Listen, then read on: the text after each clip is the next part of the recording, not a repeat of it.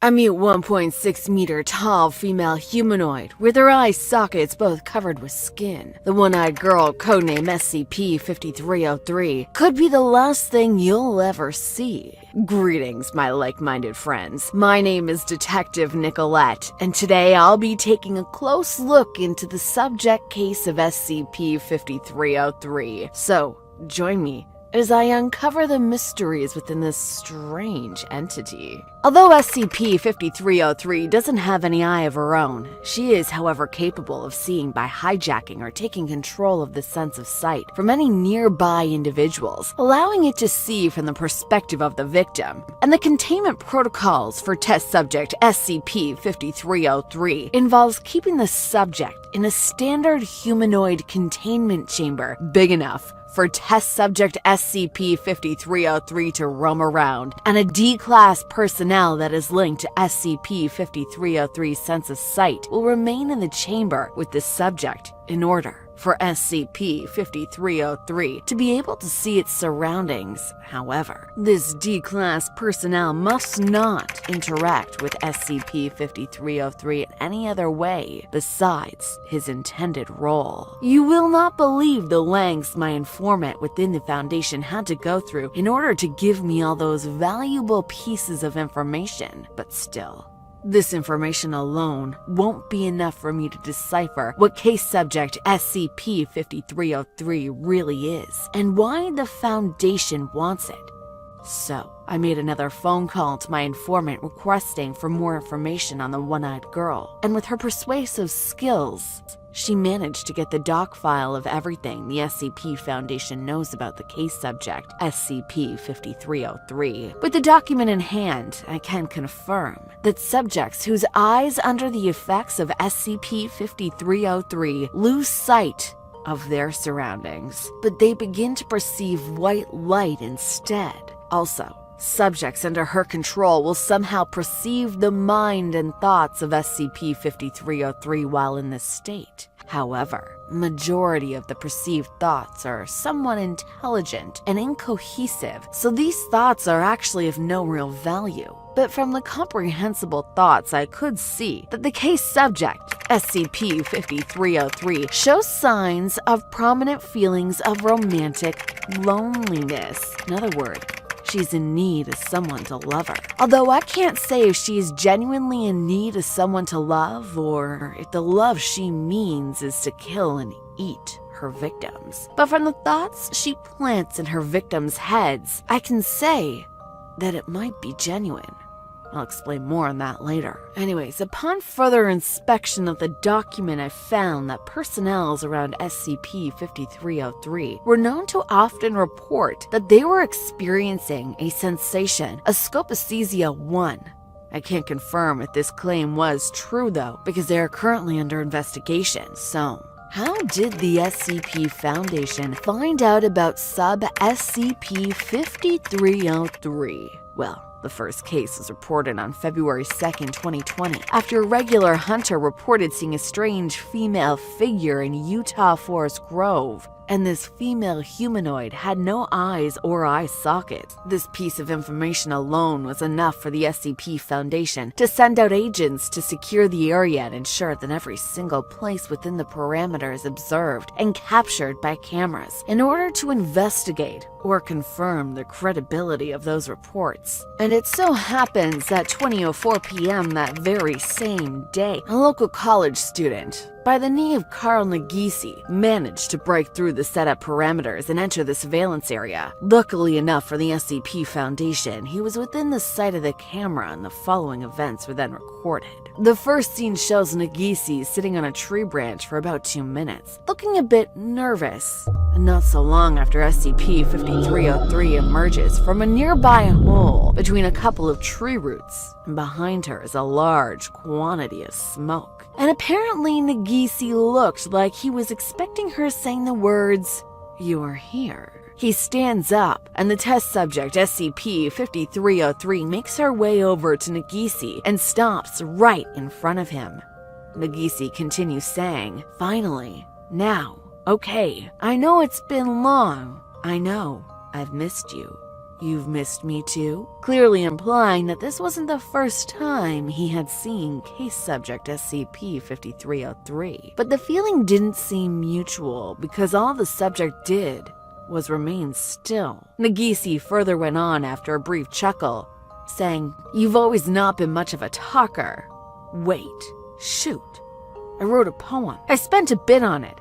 It's not too good, but it's about you. I wrote it about you." He then searches through his entire backpack, looking rather paranoid in a panicked mode, before dumping the contents of his backpack on the ground. But at this very moment, the Foundation agents found out about the event and immediately went out to the location. The second scene shows Nagise confirming that he left the poem in his room, and as he wanted to run back to get it, he suddenly stopped and looked back at case subject SCP-5303, saying the word "really," as if implying that she had told him something that made him to stop. Now Nagise stumbles back towards SCP-5303, ignoring his surroundings and tripping over a tree branch in the process, but manages to regain his footing. And while he did that, he found himself standing right in front of SCP-5303. Looking surprised, Nagise starts the words, I may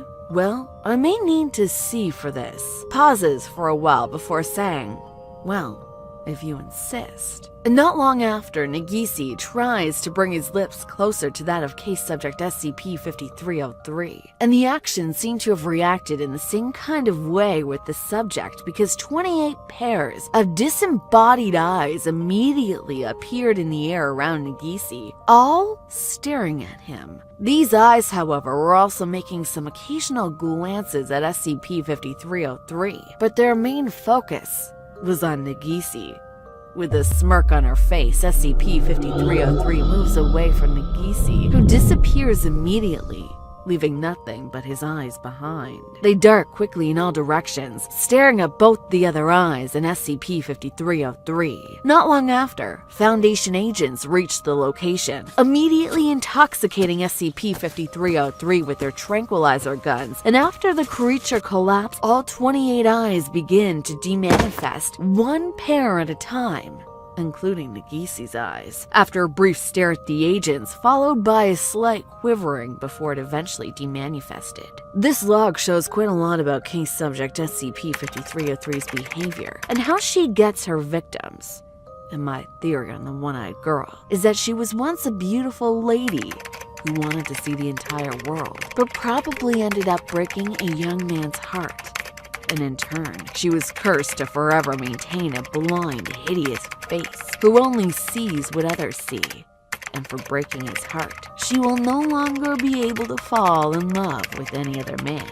And if she does, the man will end up becoming just another memory for her to live with, which could explain why her thoughts are full of sadness. Well, it's either that or she's just a girl with no eyes that steals other people's eyes, but that seems unlikely, considering her reaction when Nagise tried to kiss her. Although further investigation of where SCP-5303 came from have all shown nothing interesting so far. But I can confirm that case subject SCP-5303 was placed in a Site-24 containment system, and she has stayed there passively ever since. Nagise's disappearance, however, was dismissed and covered up by the Foundation by making the public believe that it was just an ordinary missing persons case. After an eventual investigation of Nagise's college dorm room, the Foundation found a small journal on his desk, with the last page having some notes, of which they believe was intended to be directly describing SCP-5303, and this is what was written on the notes.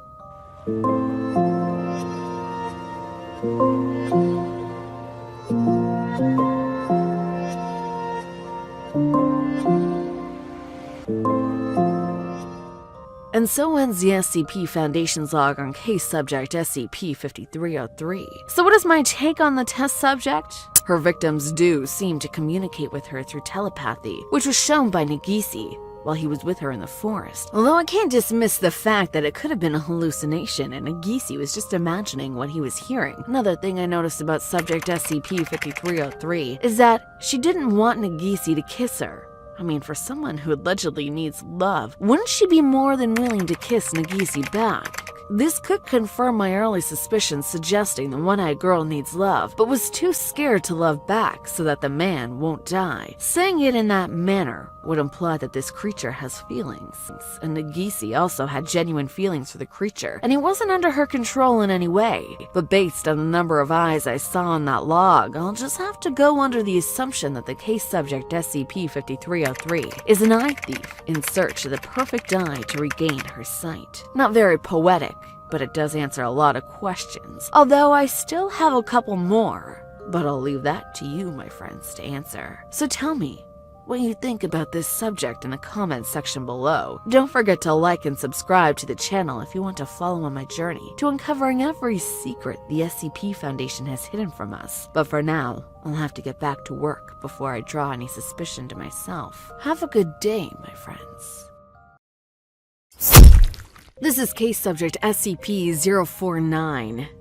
AKA the Plague Doctor. He goes by many names, of course, but for the purpose of clarity, I'll be sticking with the Plague Doctor in this video. The unfortunate gentleman he killed in the footage is an SCP doctor tasked with interviewing him. I'll be giving more on the story later on. Subject SCP-049 belongs to the Yuka class, and it has to be contained in standard and secure humanoid containment cell of about 5 by 6 meters in dimension. In the events that the subject needs to be transported, he must be kept sedated and restrained with a Class 3 humanoid restriction harness, which also includes a locking collar and some extension restraints. He must also be monitored by not less than 2 armed SCP guards during transportation. Although the subject tends to be cooperative with some members and staffs of the Foundation, the orders given were to meet any outburst or change in behavior from SCP-049 with elevated force. Further instructions also prevent SCP personnel from coming in direct contact with the subject during his outburst, and in the event that he does go crazy on them, personnel were instructed to make use of lavender as a calming mechanism for SCP-049, as it has been proven to be effective on the entity in the past. Once the subject is calm, he tends to immediately turn back to his usual compliant self. He even returns to his containment cell with little resistance. I cannot say for sure if the lavender used by the SCP Foundation to calm the entity down is a special one, but what I do know is that all the lavender flowers that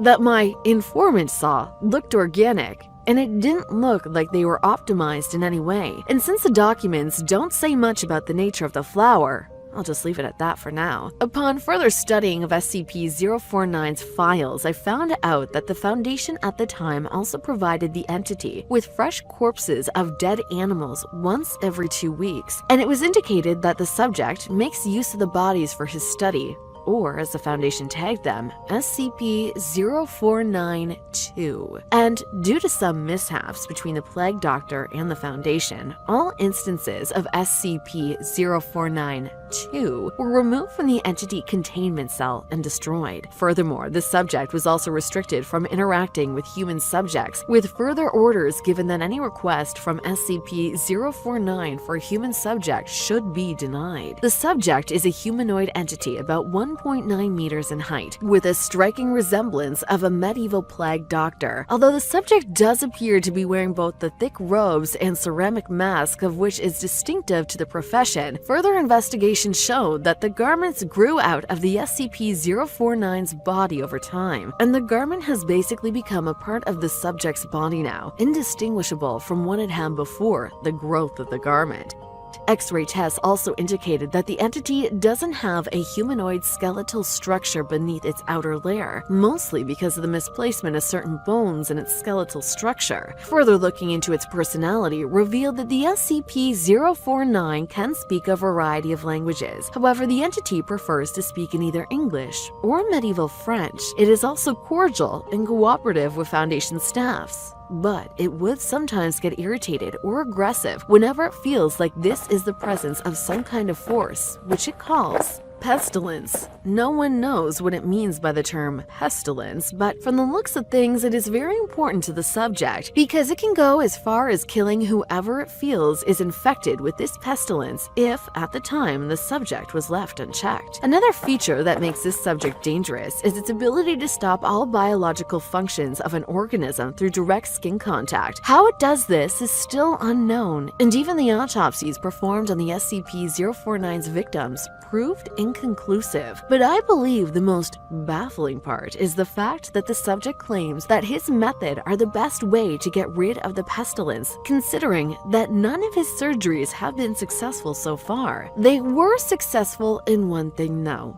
creating instances of a different kind of organism entirely, which brings us back to SCP-0492. These are reanimated corpses created by SCP-049. They look alive with the ability to perform basic motor skills and respond to their surroundings. However, these reanimations lack all memories or mental functions of their previous life. Cases even report that these reanimations can become extremely aggressive if they are provoked, or if SCP-049 tells them to, despite their weak mobility and state. The funny part about these living corpses is the fact that SCP-049 tags them as cured, despite their appearance. Before his capture, there is a possibility that the subject had long been trying to perfect his surgeries, because from the data I got from various parts of the world which reported similar cases as SCP-049-2, I can conclude that earlier cases were a lot worse. These reanimations could not move at all, nor did they respond to environmental change, and surprisingly enough, they didn't last long, with each cases dying within 1 hour after their reanimation. I also got a second data from an underground black market sale. As you can see from these footages, the subject is still very much alive and has been alive for more than a month since I last saw it. However, that class of SCP-049-2 also lacked mobility. However, unlike the previous class, this class did respond to change in its environment. It would also sometimes change color depending on the temperature in its room or enclosure. And the third case are these current reanimations. They only got better after the SCP Foundation captured the Plague Doctor and also assisted him in his research by giving him lots of corpses to work on. So, in a way, could SCP-049 actually be telling the truth about some kind of pestilence? And will he ever get his equations right? Or is it just a mad scientist that is shooting too close to the sun? We will certainly conclude an answer if we know more about the subject. On January 5th, 2015, civilians reported sighting a strange figure enter the house of a fellow neighbor. And not long after, the fellow said that he heard screaming and cries for help about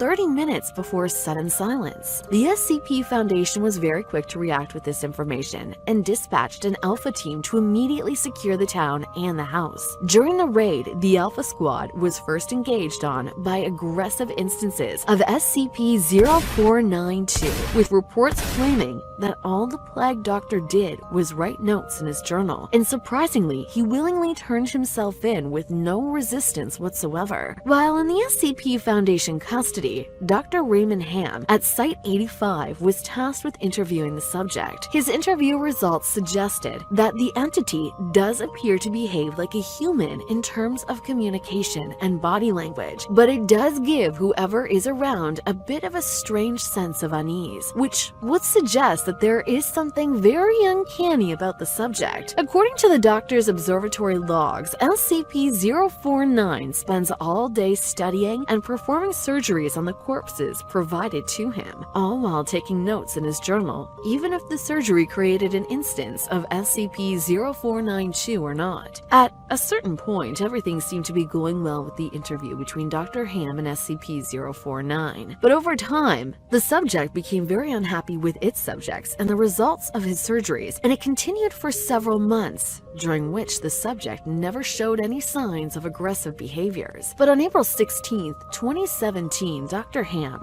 was killed by SCP-049 as he was about to conduct another routine interview with the subject. At the time, there was a lapse in the security protocol of the site, and apparently Dr. Ham didn't even activate the in-chamber emergency system, which means that his body was not discovered for at least 3 hours after his death.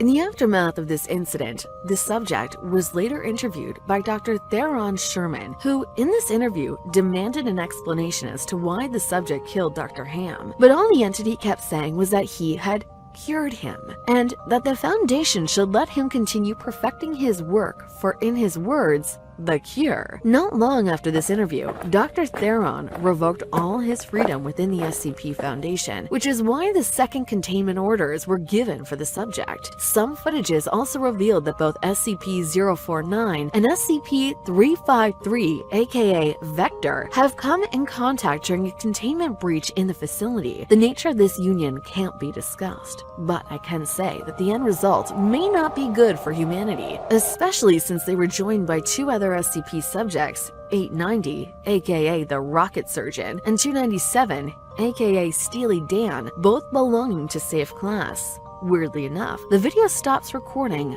both after 890 and 297 arrive, and resumed after the containment breach was fixed, which means not many people know of this union. Another union was formed this time with SCP-035, aka the Possessive Mask. With its help, SCP-049 managed to escape the facility, and his current location remains unknown to the SCP Foundation, although there have been several reports of its sightings in different parts of the world, one of which suggests that a strange robbed man stood still and watched another man die while uttering the words, "You don't have the pestilence." Clearly, not just anyone would say that, so it must have been SCP-049. However, with my previous data, I would naturally conclude that the subject was a perfectionist who views humans as imperfect beings or pestilence. But with the new data, it could be that the pestilence he is referring to is life, and he is going by the principle of reanimated life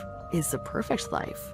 But if this is the case, why would he not reanimate the body of the dead man? It could be that the man was a perfected reanimation made by another SCP subject, although this seems unlikely. It is very possible. It could also be that his union with other SCP subjects could be a new means for him to find the perfect formula to make a new life free of pestilence. So, there is a possibility that the fourth class of SCP-0492 might actually be the cure. Well, it's either that or there is no cure, no pestilence, and SCP-049 just wants to help his other SCP friends rid the world of humans. I can't say that this is the case, but I can't dismiss it either. So, what do you think? Is the Plague Doctor right? Is the pestilence real? Give me your answers in the comment section below. Don't forget to like and subscribe to the channel to follow me on my journey to uncover all acts of the SCP Foundation. Until then, my friends.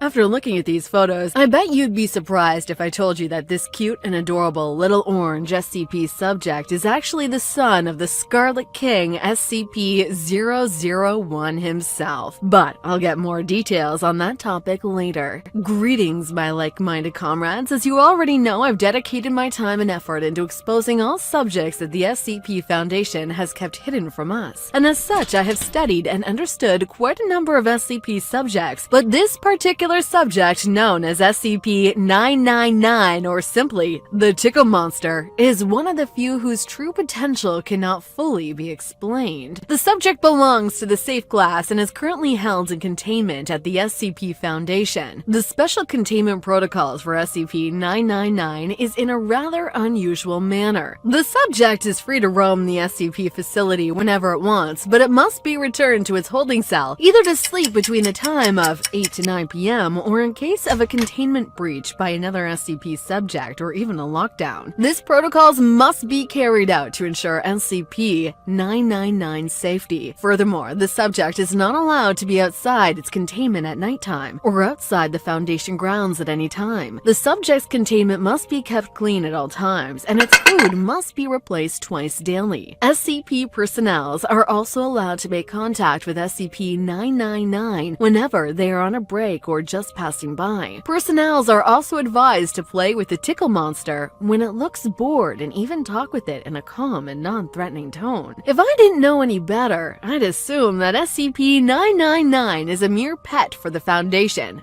due to its physical, adorable appearance and its behavior. But I can very much tell you that such a thought is far beyond the case. Speaking of appearance, SCP-999 appears to be quite a large gelatinous amorphous entity which looks like a transparent slime. Its last recorded weight was approximately 54 kilograms or 120 pounds, which in itself is ideal for a creature with a consistency similar to peanut butter. The subject can also change its shape at will because of its size and malleable body structure. When at rest, SCP-999 takes the form of a rounded and somewhat oblate dome, which measures thinly around 2 meters wide and 1 meter high. The monster's surface is made up of a very thin, transparent, and highly elastic membrane, which looks very similar to the cell membrane of an animal, and it was measured to be about 0.5 centimeters thick. This elastic nature allows the subject to flatten parts of its bodies up to 2 centimeters thin in order to get through obstacles easily. Its surface is also hydrophobic in nature. However, the tickle monster can absorb liquids whenever it pleases. It can also ingest organic materials with ease. So why do they call it the tickle monster? Well, as the name implies, it likes to tickle whoever it's playing with. Basically, when someone approaches the subject, it tends to leap towards that person, enveloping them with its pseudopods in what looks like a hug, while at the same time nuzzling the person's face with the third pseudopod, during which the creature emits a high-pitched gurgling and cooing noise, at least until it's done playing with the person. If you thought this creature couldn't get any more weird, well, you're wrong. Because after multiple series of tests done by multiple SCP Class 1 personnel, the Foundation also discovered that the tickle monster emits a pleasing odor which could differ in smell depending on whomever it is interacting with. Some of the recorded scents include fresh laundry, bacon, chocolate, roses, and Play-Doh. I can't say for sure if the creature just randomly creates these scents. It could be that the creature, when interacting with a person, gives off a scent that is synonymous or somewhat important to that particular person. Or it could just be giving away scents of things it has previously eaten. Whichever the case may be, this ability still remains a mystery, even to the SCP Foundation. Moving on, after further inspection and a somewhat first-hand interview with personnel who have come in direct contact with SCP-999, my informant was able to give me a well-detailed profile on the tickle monster's main ability. From this data, it would appear that even so much as a simple touch on the surface of SCP-999's body can cause an immediate mild euphoria in the person, and this euphoria gradually intensifies the longer the person is exposed to the tickle monster. It even continues for a while, even after the person has been separated from the subject. When in contact with a person,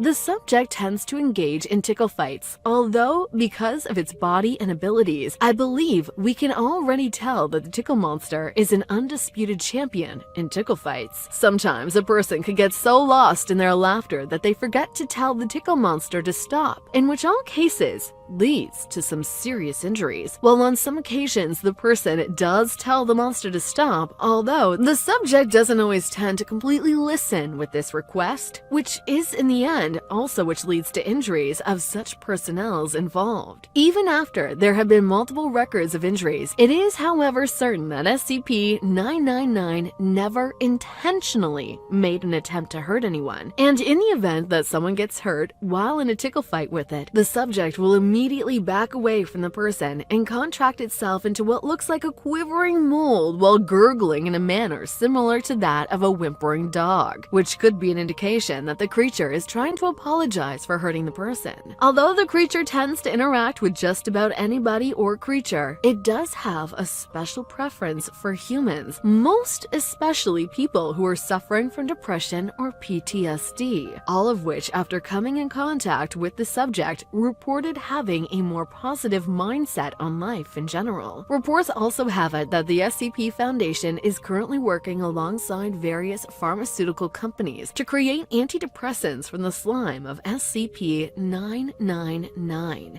In addition to its very playful nature, SCP-999 looks like it is in love with all the animals, most especially humans. Hence, it has refused to eat any kind of meat, and it even risks its own life to save others. The Foundation couldn't estimate the limit it was willing to go in order to save a person's life, so they placed the subject in a Class 1 personnel in a holding cell, while a guard attempted to shot the personnel in front of SCP-999. The result was a moment kind of like in a movie, but this time it was the Tickle Monster diving in front of the person to try and save his life. Sure, the subject may look dumb. It does, however, seem to understand human speech and some modern technology, which is how it knew what a gun was. When it comes to feeding, the subject consumes its food the same way an amoeba does.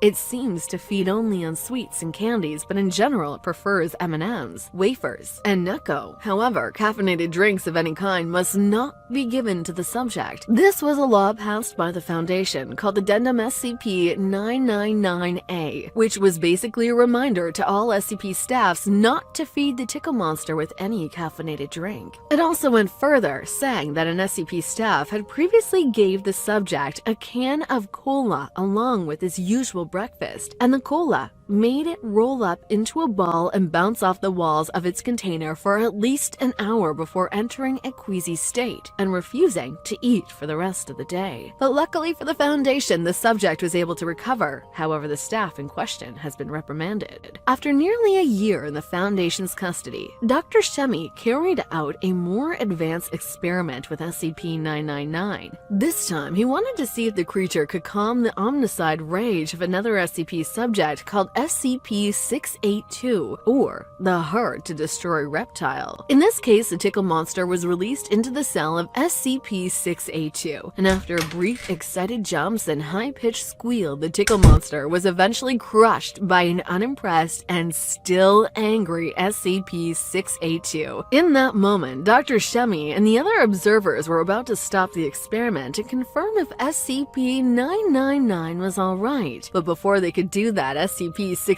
began talking. This time, it started making some strange sounds, which could be similar to a light chuckle.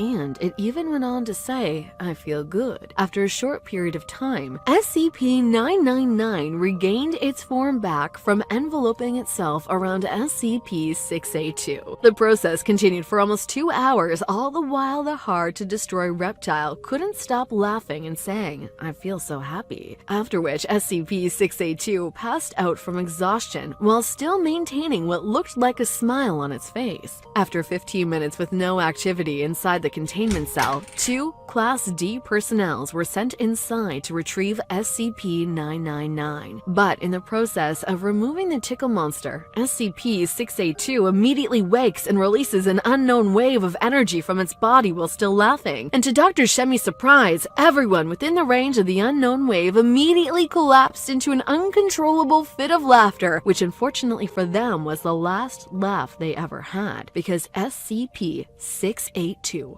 pounced on the 2 Class D personnel and killed them immediately. However, after killing several SCP employees, the Tickle Monster has still shown no fear towards the Hard to Destroy Reptile. As a matter of fact, it still makes gestures towards the creature, which implies that it wants to play with the SCP-682 over and over again. But on the other hand, the Hard to Destroy Reptile has made it known to the Foundation that it never wants to see SCP-999 again, sang in its words. That feculent little can and die. Dr. Shemi even considered the test one of the funniest moments he has ever seen within the SCP Foundation, even though the experiment was a failure. Although the Tickle Monster appears to be a cute and cuddly little thing, But that may not be the case when it is fully grown. Which brings us back to why I called it the son of the Scarlet King earlier. According to records, the Tickle Monster is the offspring of both the Scarlet King and the SCP-2327, a young girl, pure of heart, whose offsprings are considered to be the heroes and saviors of man, compared to her other sisters. The Foundation tried to prevent her from giving birth to SCP-999 for over 2 years because they believed that her offspring would be the final piece that the Scarlet King needed to bind himself to our reality. Using a process called exemptation, the Foundation prevented her from conceiving for a period of 2 years before she eventually was allowed to give birth to SCP-999, which at the time came as a shock to everyone present. Not only did the Foundation keep the true source of the Tickle Monster a secret from a lot of its members, they also fed them the false narrative that SCP-2327 was still under the effects of the exemptation.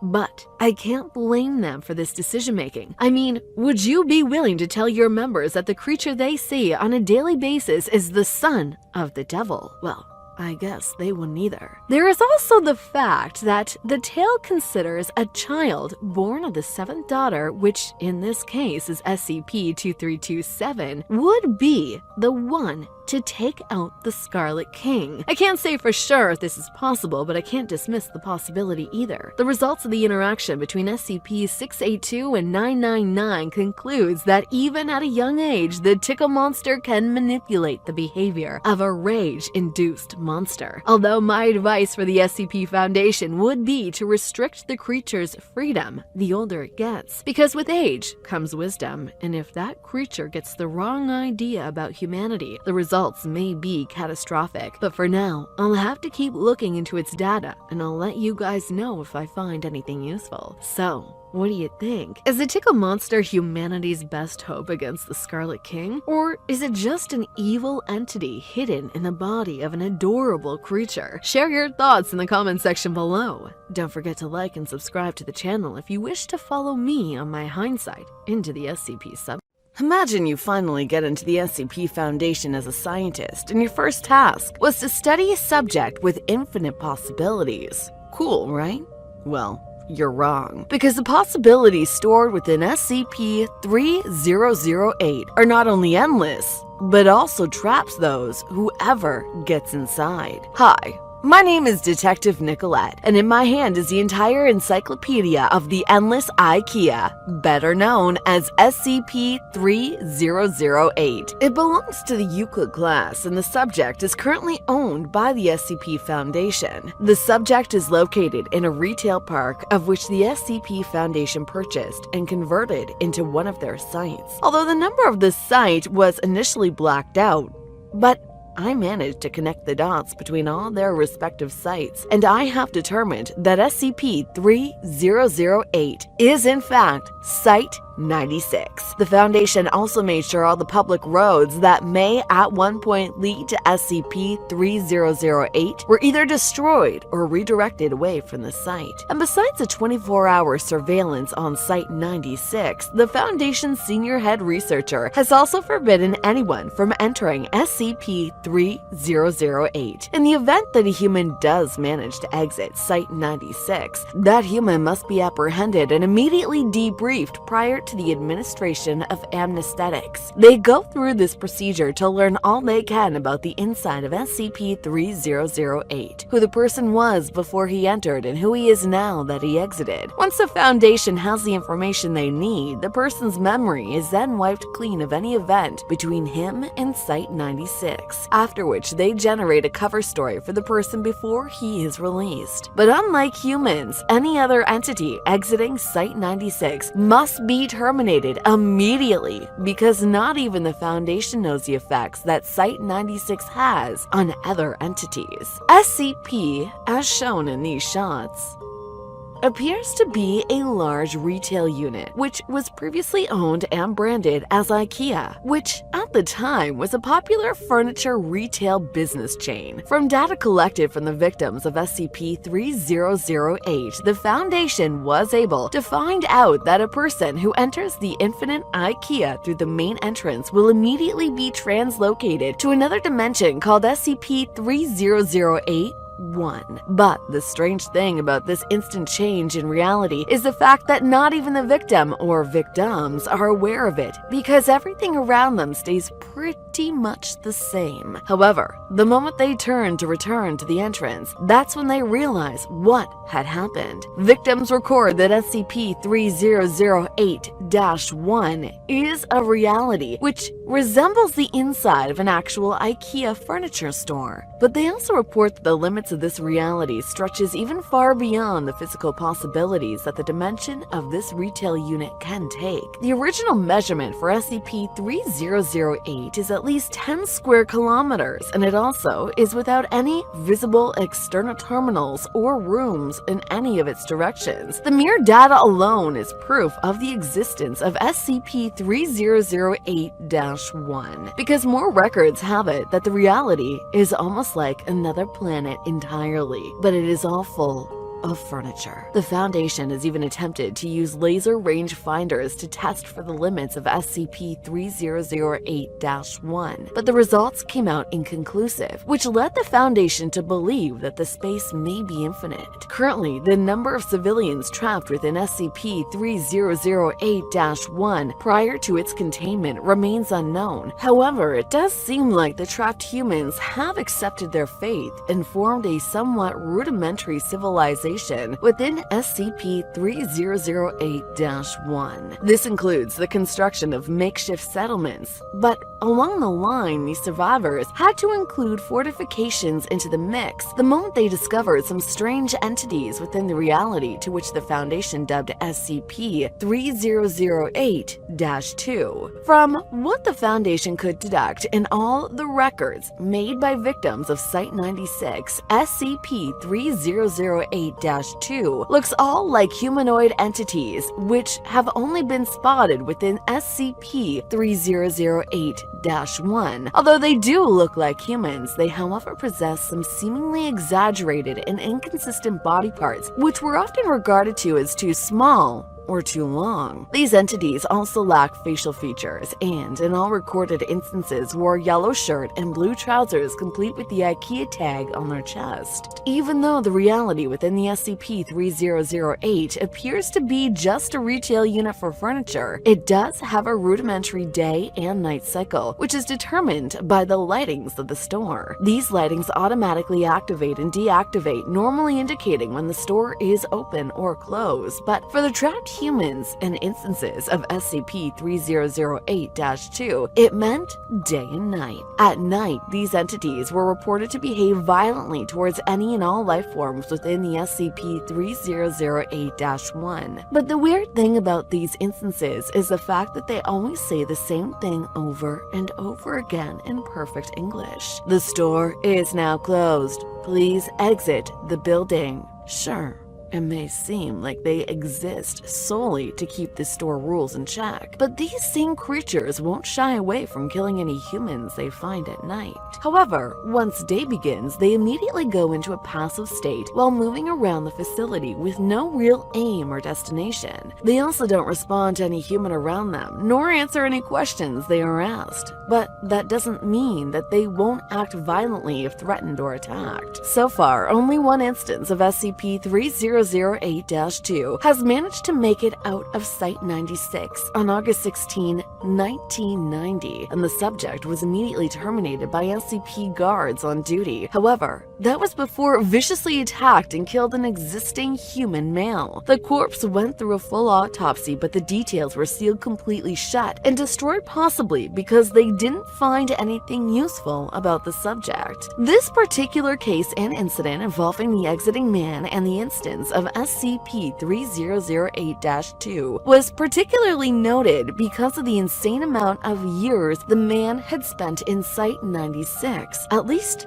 according to his journal. His entrance into the Infinite IKEA dates back to World War II. He was a spy sent to infiltrate a secret German base and gather useful intel. However, on his way out of the base, his cover was blown and he was forced to hide inside SCP-3008. To his surprise, as he walked inside and looked back at the Germans, none of them seemed interested in following him inside. But that didn't stop him running until he lost sight of the entrance. I must say, one of the weird parts about this man's entire ordeal within SCP-3008 is the furniture itself.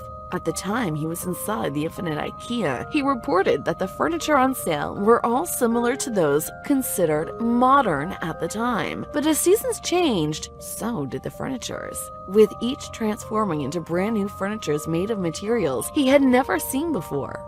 My theory on this is that SCP-3008-1 can only exist in a reality of the furniture retail for a specific period of time, and once it is exhausted, it changes its current reality to the nearest future. To put it simply, SCP-3008-1 changes to more modern furniture according to a given timeline. This actually explains where all the entities within the Infinite IKEA came from. They were the retail attendants for each given reality before they got possessed by SCP-3008-1. The man also managed to deduce the fact that SCP-3008-1 has about one or more exits located within its endless corridors. However, none of these exits have a specific or fixed location, which makes leaving the Infinite IKEA almost impossible once you're inside. The Foundation also tried a couple of tests. One involving using a different means to enter Site-96, and another involved breaking through the walls. But they all lead to a non-anomalous interior, the actual shop itself, which basically means that SCP-3098-1 only exists at the entrance of this site. 96. Although this subject seems to have a big effect on humans, it does, however, give an opposite effect to other SCP subjects. As former head researcher of the Foundation, Dr. Van Bloom tried to prove in some of his experiments that first involved SCP-096, better known as a Shy Guy, on its initial release into the entrance of the Infinite IKEA. The creature seemed hesitant to go any further. That was until Class D personnel was forced to look at photos of the Shy Guy before he was thrown into an Infinite IKEA, and to everyone's surprise, the Shy Guy immediately went after the Class D personnel within the reality of SCP-3008-1. 8 hours later, the creature walked out of Site-96 as if it was shown the exit by something within. Possible reasons for this include the possibility that the Infinite IKEA was created by SCP-001 as a means to trap and feed on humans when he eventually arrives in our reality, and the occurrence with SCP-096 was the safety precautions he created to save the children of SCP-232-7. This particular subject consists of 7 women, all of whom bear his children. I'll do a detailed explanation of SCP-232 in a later video, but for now you have to understand that creating realities is what the Scarlet King is good at. So the connection between a retail shop that changes reality and an SCP subject that creates reality seems very likely.